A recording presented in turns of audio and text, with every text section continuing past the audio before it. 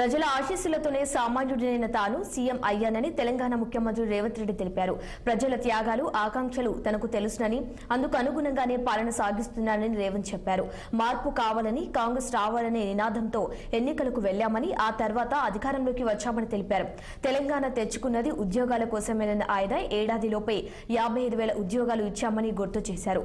10 ఏళ్ల బీఆర్ఎస్ పాలనకు, ఏడాది కాంగ్రెస్ పాలనకు పోల్చి చూడాలని రాష్ట్ర ప్రజలకు సీఎం విజ్ఞప్తి చేశారు.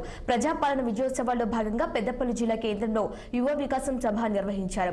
గ్రూప్ 4లో ఉద్యోగాలు పొందిన అభ్యర్థులకు సీఎం నియామక పత్రాలు అందజేశారు. 8,084 మందికి నియామక పత్రాలు అందజేశారు.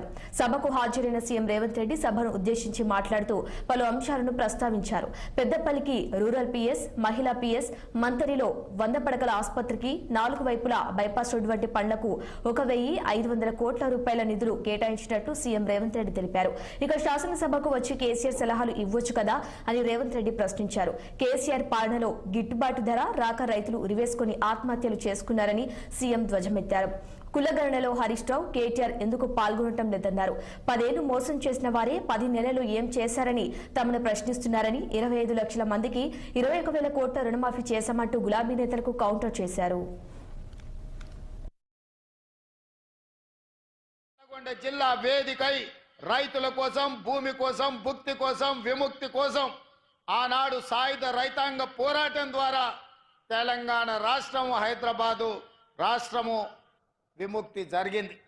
ఆనాడు రైతాంగం, సాయుధ రైతాంగం పోరాటం చేస్తే రాజ్యం నుంచి రాష్ట్రంగా మారి 69లో ఉద్యోగ ఉపాధి కోసం విద్యార్థులు, ఉద్యమకారులు ఉద్యమ బాటన పడితే ఉస్మానియా, కాకతీయ యూనివర్సిటీలలో ఉన్న వేలాది మంది విద్యార్థులు, లక్షలాది మంది నిరుద్యోగ యువకులు స్ఫూర్తిగా నిలబడి ఈ తెలంగాణ రాష్ట్రం ఉద్యోగ ఉపాధి అవకాశాలు రావాలంటే మళ్ళీ తెలంగాణ రాష్ట్రం రావాలి అని వాళ్ళు వ్యక్తిగతంగా నష్టపోయి, ఉద్యోగాలు కోల్పోయి, పోటీ పరీక్షలను బహిష్కరించి తెలంగాణ ఉద్యమంలో ముందు బాగాన నిలబడి ఉద్యమాన్ని కాకతీయ, ఉస్మానియా యూనివర్సిటీల విద్యార్థులు నడిపి తెలంగాణ రాష్ట్ర సాధనలో వాళ్ళు ప్రత్యేకమైన పాత్ర పోషించారు.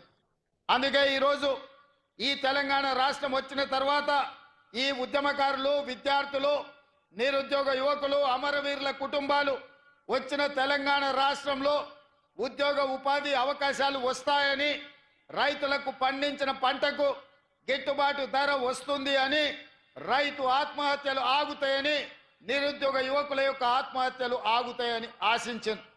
కానీ నేను ఇవాళ ఇక్కడికి వచ్చిన వేలాది మందితో పాటు తెలంగాణ రాష్ట్రంలో ఉన్న 4 కోట్ల ప్రజల్ని నేను అడగదలుచుకున్నా. గతంలో 2 సార్లు ముఖ్యమంత్రిగా 10 సంవత్సరాలు ప్రభుత్వాన్ని ఏర్పాటు చేసిన కల్వకుంట్ల చంద్రశేఖరరావు గారి నేతృత్వంలో తెలంగాణలో రైతాంగానికి గిట్టుబాటు ధర రాలేదు. రైతులు ఊరేసుకొని చచ్చిపోతుంటే